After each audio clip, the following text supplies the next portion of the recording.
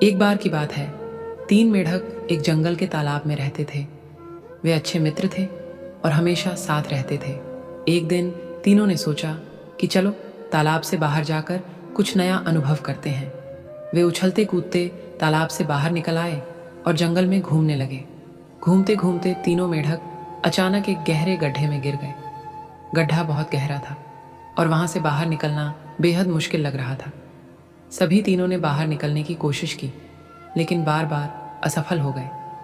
तालाब के पास रहने वाले अन्य मेढक भी वहां आए और गड्ढे के पास खड़े होकर कहने लगे, तुम लोग बाहर नहीं निकल सकते, ये गड्ढा बहुत गहरा है।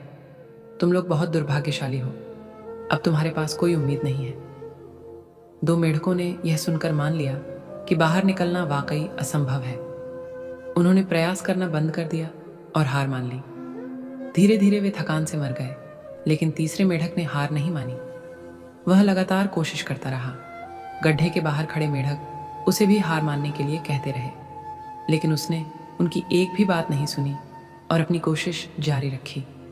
अंत में कड़ी मेहनत और प्रयास के बाद वह मेढक गड्ढे से बाहर निकलने में सफल हो गया। बाहर आकर उसे पता चला कि वह बहरा था। उसने सोचा कि बाकी मेढक उसे प्रेरित कर रहे हैं, इसलिए उसने हार नहीं मानी और अंततः जीत हासिल की। इस कहानी से हमें यह सीख मिलती है कि जीवन में चाहे कितनी भी मुश्किलें आएं, हमें अपने कान बंद करके बस अपने लक्ष्य पर ध्यान देना चाहिए और लगातार प्रयास करते रहना चाहिए। हार मानने वालों को सफलता कभी नहीं मिलती, लेकिन जो कोशिश करते रहते हैं वे अंत में जीतते हैं।